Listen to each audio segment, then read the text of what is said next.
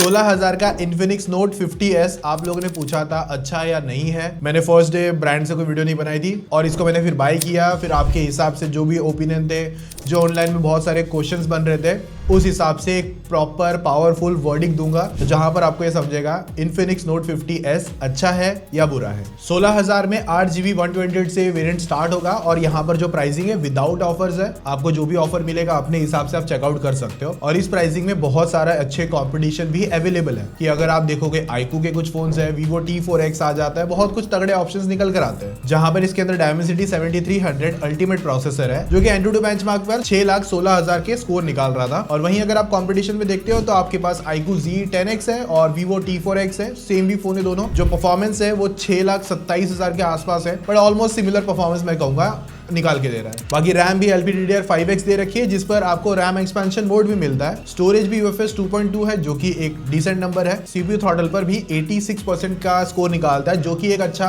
माना जाएगा। बाकी रही बात अनबॉक्सिंग एक्सपीरियंस पर, ऑलमोस्ट जो चीजें चाहिए रहती है वो मिल जाता है। और फोन की अगर लुक्स को देखोगे तो काफी पतला, प्रीमियम और अच्छा दिखने वाला फोन बना है। इसको लेकर तो मैं सारे पॉइंट दूंगा। मेरे पास ये रेड वाला जो कलर है वो है। बाकी इसमें आपको 2 और कलर ऑप्शन मिलते हैं जहां पर आपको वीगन लेदर ऑप्शन भी मिल जाता है। मेरे पास जो है इसके पीछे थोड़ा सा मैट फिनिश लुक है जो कि प्लास्टिक की बैक है। साइड के फ्रेम भी मेटल है। डिस्प्ले अच्छी खासी प्रीमियम कर्व है। फोन पतला है, हल्का है और प्रीमियम लग रहा है। और देखो थोड़ा सा प्रॉब्लम ये हो गया है, ऐसा नहीं कि फोन मैंने पहले दिन ही लाके अनबॉक्स करके वीडियो बना दी है, थोड़ा टाइम लिया था। और जिस बीच में थोड़ा सा इसको यूज करते टाइम थोड़ा सा रगेड यूज हुआ है, कवर और टेम्पर्ड वेम्पर्ड कुछ नहीं है। और अगर देखोगे ना इस तरफ कलर फेड होना चालू हो चुका है, जो एक रेड कलर यहाँ से फेड हुआ है और ये गिरा भी नहीं है कि ऐसा कि गिर के खराब हुआ है। तो मुझे नहीं पता मेरे वाले कलर में कुछ डिफेक्टिव है या फिर ये है ही ऐसा, आई डोंट नो। बट मेरे वाले में 3 इश्यूज मुझे दिखे जो कि एक पॉजिटिव साइड तो बिल्कुल नहीं है। बाकी इन्होंने इसको मिलिट्री ग्रेड सर्टिफाइड बोला था बट फिर भी ये सारे इश्यूज हैं। आई डोंट नो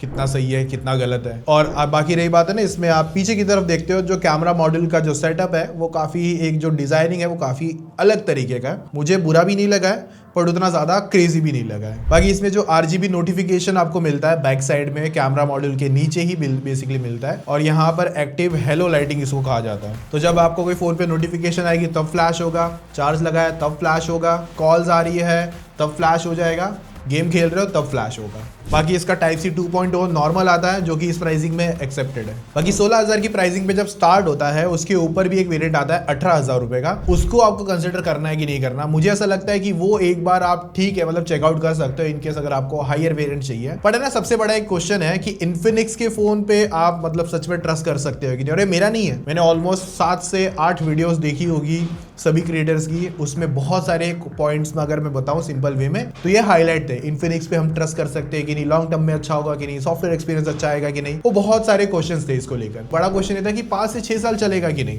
तो जिस प्राइसिंग पर ये फोन आता है इन्फिनिक्स के हिसाब से मैं प्रीवियस कुछ देखने जाऊंगा। मेरे पास कुछ फोन रह चुके हैं, मेरे मॉम डैड ने भी इन्फिनिक्स के फोन यूज करे हैं, 2-2 3-3 साल तक यूज करे हैं। उसके बाद में उनमें कुछ एरर्स आ गए और उसमें भी ज्यादा हमने तामझाम नहीं किया, सीधा मैंने फोन चेंज करवा दिया। तो यहाँ पर मैं इतना कहूंगा 5 से 6 साल की श्योरिटी देना थोड़ा ज्यादा मुश्किल है मेरे हिसाब से। ये फोन 2 साल थोड़ा सा अगर आप अच्छा यूज करते हो तो मैक्सिमम 3 साल तक आप इसे अच्छा इसे यूज कर पाओगे। बट उसमें भी सबसे बड़ा फैक्टर होगा कि यूजर कौन है, मतलब आप कितना अच्छा यूज कर रहे हो किसी फोन को। करने वाले तो 10,000 के नीचे जो फोन आते हैं ना उनको भी अच्छा खासा लॉन्ग टर्म में यूज करते हैं। तो यूजर के ऊपर सबसे बड़ा क्वेश्चन है कि वो कौन है। बाकी IP64 की रेटिंग के साथ में है। माइक का जो डुअल सेटअप निकल कर आता है जो कि एक अच्छा साउंड कर लेता है, कॉल्स वगैरह में भी ईयरपीस की भी क्वालिटी अच्छी निकल कर आती है। बाकी डुअल सिम स्लॉट आपको मिलता है, आयर ब्लास्टर बैक साइड में है और जो इसमें टॉप स्पीकर आपको मिलता है बेसिकली 2 स्पीकर आते हैं जिस पर टॉप वाले पर अगर आप देखोगे तो वहां पर JBL की ब्रांडिंग कर रखी है। तो बेसिकली JBL ट्यूनिंग आपको स्पीकर्स मिलते हैं। 6.78 इंचेस का आपको कर्व्ड एमोलेड डिस्प्ले आता है 144 हर्ट्ज का। बट यहाँ पे सबसे बड़ा कैच है ये 144 हर्ट्ज कहीं नहीं, ज्यादा नहीं चलेगा, सिर्फ 3 जगह पे चल रहा है। एक तो सिर्फ सेटिंग मेन्यू में चलता है, फिर एक फोन एप्लीकेशन पे चलता है और मैसेज पे चलता है, बस 3 ही जगह चलता है। UI में भी नहीं चलता, ओनली सेटिंग के मेन्यू में चलेगा। तो ये 144 हर्ट्ज बस नाम का है, देने का था, बस नाम के लिए आप 144 हर्ट्ज यूज कर पाओगे। बाकी सब सभी जगह पर मोस्ट ऑफ ये 120 हर्ट्ज पे ही चलेगा। 144 हर्ट्ज ब्रांडिंग ने 2-4 जगह चला के अच्छा खासा क्लेम कर दिया। और अगर आप स्मार्ट पे ऑप्शन रख देते हो रिफ्रेश रेट को, तो वहां पर 60 और 120 के अंदर ही स्विच होगा, उससे नीचे कुछ नहीं जाएगा और उससे ऊपर भी कुछ नहीं जाएगा। बाकी ये जो 1300 की पीक ब्राइटनेस है, आउटडोर में अच्छा खासा ब्राइट लग रहा था, ऐसा नहीं हुआ कि देखने में तकलीफ हो रही है। और एमोलेड कर्व डिस्प्ले आती है जो कि काफी अच्छा प्रीमियम लगता है और यूज करने पर भी एक्सपीरियंस अच्छा है। और गोरिल्ला ग्लास 5 की प्रोटेक्शन है जो हम टेक्स्ट पे डाल सकते हैं। ब्रांड ने 1300 का पीक ब्राइटनेस कहा है, हमने एक अपने डिवाइस के थ्रू टेस्ट करके देखा था और इसमें जो 100% का जो सिनारियो देखोगे ना, तो वहां पर जो मैक्सिमम ब्राइटनेस हमारे में मतलब ऑटो ब्राइटनेस रखने पर, हार्श सनलाइट पड़ने पर जो मैक्सिमम अचीव कर पाया, वो नंबर आपके स्क्रीन के सामने फ्लैश हो रहा है। डुअल स्टीरियो स्पीकर आता है, मैं कहूंगा अच्छा है, बहुत ज्यादा ब्लास्टर नहीं है, बट इस प्राइस सेगमेंट के अंदर मैं कहूंगा अच्छा स्पीकर आपके सामने निकल कर आता है। 5500 mAh की बैटरी है और उसके बाद में भी फोन अच्छा खासा स्लिम लगा मुझे। और 45 वॉट का चार्जर बॉक्स के अंदर अवेलेबल है, फास्ट चार्जर है, अराउंड 60 to 65 मिनट लेगा फोन को 100% चार्ज करने में। और जो इन्होंने XOS में इंप्रूवमेंट करी है, जो मैं आगे बताऊंगा आपको, उस हिसाब से अगर देखते हो तो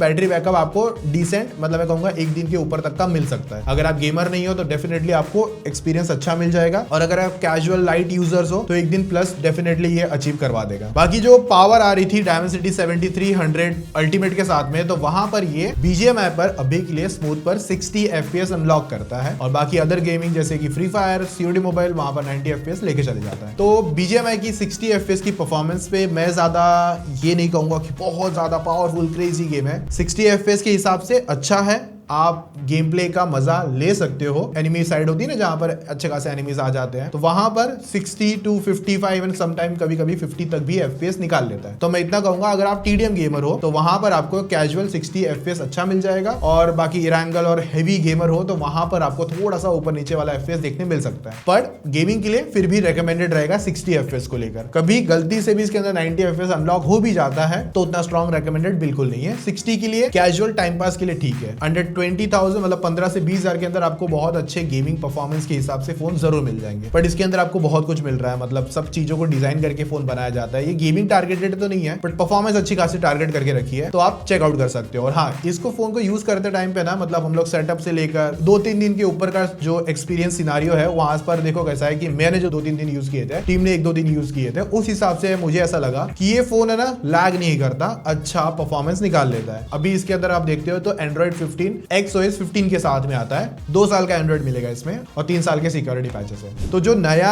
XOS 15 है वो आपको अच्छा स्मूथ एक्सपीरियंस निकाल के दे रहा है। मैं सोच रहा था कि मुझे थोड़ा सा ड्रॉबैक लग सकता है इसमें, बट मैंने जितना इसे यूज करा, जो एक्सपीरियंस था, जैसे कि यहाँ पर ये क्विक टॉगल वाला पैनल आता है और इस तरफ आप देखते हो नोटिफिकेशन है, ऐप ओपनिंग भी अच्छी खासी स्मूथ लग रही है, फास्ट लग रही है, और जो ऐप स्विचिंग वाला पार्ट होता है ना, उसमें भी एक्सपीरियंस एनिमेशंस को लेकर अच्छे आ रहे हैं। तो मुझे ये नया XOS 15 थोड़ा सा इंप्रूव, थोड़ा सा अच्छा देखने मिला है। हाँ, इसमें पहले से कुछ प्री लोडेड एप्लीकेशंस आती है, जैसे कि कुछ केयर करके कुछ समथिंग कुछ है, फॉलेक्स, पाम स्टोर आ गया। पाम स्टोर बेसिकली इनका ही है। आप चाहो तो इसका नोटिफिकेशन सबसे पहले बंद कर देना, ताकि आपको अनवांटेड मतलब ऐसे नोटिफिकेशन ना, आपको चिढ़ ना हो। ताकि बाकी और भी एक आध दो जगह है जहां से आप इनके नोटिफिकेशन को पूरा बंद कर सकते हो। एक्स एरिना, एक्स क्लब ऐसी एप्लीकेशंस आती है, चाहो तो आप अनइंस्टॉल मार देना इनको। और देखो इसका क्लोजिंग एनिमेशन जो मैं बोल रहा था ना, जैसे बंद कर रहे हैं, चालू कर रहे हैं, तो कितना सही देखने मिल रहा है ना। तो वो एनिमेशन काफ़ी अच्छा हो चुका है, मुझे तो काफ़ी अच्छा लग रहा है। और हाँ, जैसे मैंने कहा, ये नोटिफिकेशन पे जैसे बार बार आप चेंज करोगे तो अलग अलग वॉलपेपर्स आएंगे।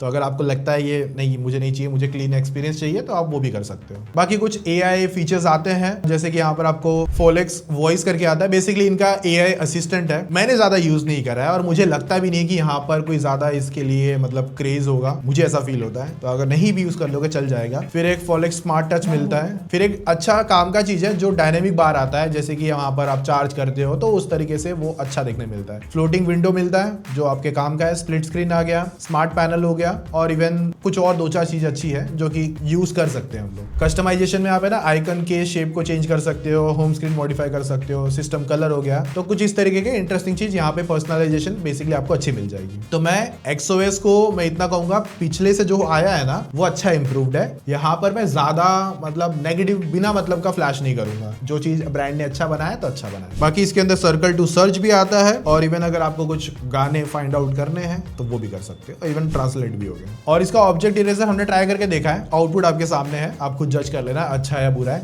मेरे को तो ठीक लगा। बाकी इस पर मैंने मेरा सिम डाल के देखा है, 5G प्लस भी शो कर रहा है, बाकी जो वाईफाई कनेक्टिविटी वाला सीन है वो सब कुछ अच्छा है, NFC नहीं आता, डुअल बैंड सपोर्ट करता है, VNR का भी सपोर्ट है, और अच्छी सब जगह में मोस्ट ऑफ मुझे 5G प्लस के नेटवर्क देखने मिले। इवन यहाँ पर भी मैं बैठा हूँ ना तो मुझे 5G प्लस आराम से शो कर रहा है, आप देख सकते हो। बाकी 24 सेंसर्स आते हैं, इन डिस्प्ले फिंगरप्रिंट स्कैनर है ऑप्टिकल वाला, जो कि अच्छी तरीके से अनलॉक भी कर रहा था। 10 में से अगर मैं कहूंगा एक आधा बार है कभी जो थोड़ा सा समझने में इशू आ रहेगा, बट मैं ऐसे मैं कह सकता हूँ वो ह्यूमन एरर भी हो सकता है, ऐसा मेरे हिसाब से, बट अच्छा है।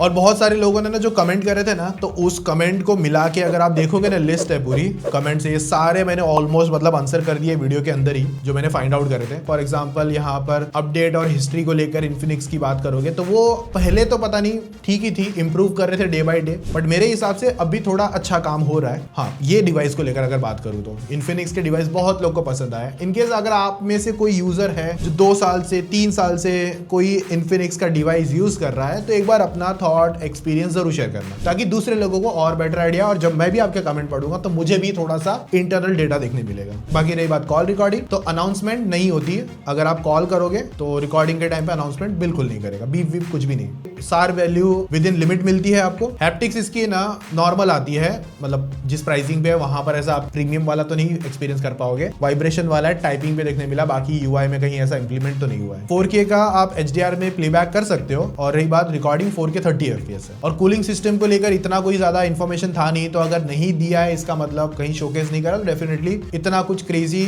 मतलब थर्मल सिस्टम तो नहीं। प्लास्टिक मटेरियल हो गया, पॉलीकार्बोनेट मिलता है, और जहां पर मुझे थोड़े से स्क्रैचेस वाले इश्यूज जरूर देखने मिले, इवन कलर जो रिमूव हो जाता है ना वो इशू देखने मिला है। बाकी देखो कस्टम रोम का सपोर्ट है, हमने ट्राई नहीं करा है, जिसको करना है ट्राई करके देख लेना। बाकी 64 MP का Sony IMX 682 सेंसर है, 2 MP का डेप्थ है, वाइड एंगल कैमरा सपोर्ट इसके अंदर नहीं है, बस एक ही कैमरा बेसिकली काम का है, और सेल्फी 13 MP का निकल कर आता है। मैंने इसके जो फोटो सैंपल ट्राई आउट करके देखे हैं, टीम ने भी बहुत सारे फोटोज खींचे हैं, तो अगर आप डे लाइट का बात करोगे ना, तो वो आपको 15 से 20 हजार की जो प्राइसिंग है उस हिसाब से काफी अच्छे आउटपुट निकाल लेता है। पोर्ट्रेट के अंदर जो एज डिटेक्शन है वो भी ठीक है, मतलब थोड़ा सा मैनेजेबल कह सकते हैं, और अच्छा खासा ब्लर भी निकालता है। कलर भी आपको एक अच्छे देखने मिलते हैं, कोई ज्यादा बूस्टेड कलर नहीं है, नेचुरल साइड मोस्ट ऑफ रहते हैं यहाँ पर। और सेल्फी की जो आउटपुट है वो भी यहाँ पर अच्छी निकल कर आती है। लो लाइट में भी आपको कुछ सिनारियोज में लग सकता है कि थोड़ा बेटर हो सकता था, बट इतना है कि जिस प्राइसिंग पे अगर देखते हो तो वहां पर भी एक डिसेंट आउटपुट निकल रहा है, और मुझे ऐसा लगा कि इसके कैमरास को लेकर एक अच्छा परफॉर्मेंस जरूर निकाल के दे रहा है। हाँ, थोड़ा सा जब 2x लेते हो ना, तो वहां पर जो आपका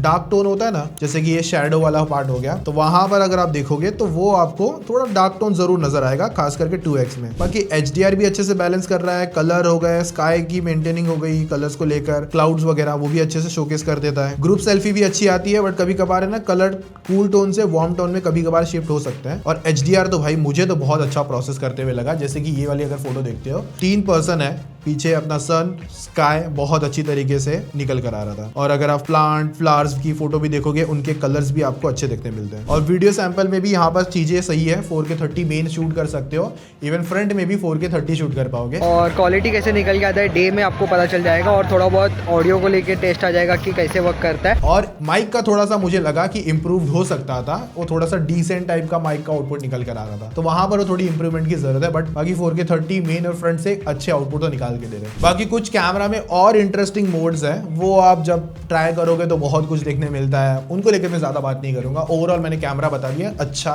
है।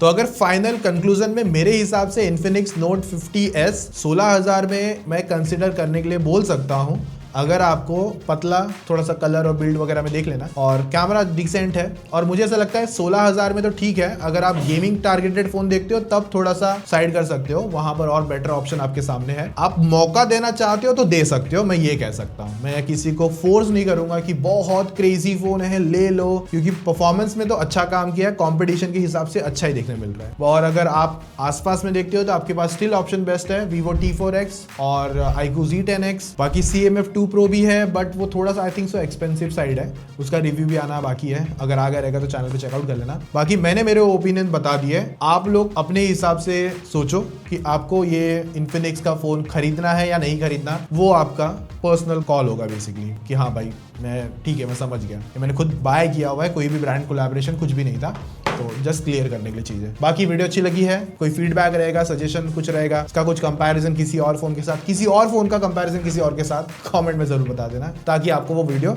एसएप देखने मिल जाए और हम लोग भी जल्दी काम करना चालू कर सके। और हो सके तो यार लाइक करके जाओ, थोड़ा सा लाइक आप कम कर रहे हो आजकल, वीडियो पे व्यूज तो दे देते हो बट लाइक थोड़ी सी कम रखते हो, तो हो सके तो प्यारा सा सपोर्ट दिखाने के लाइक जरूर कर देना। चलो मिलते हैं नेक्स्ट वीडियो में, तब तक मजे मारो, टेक केयर, बाय।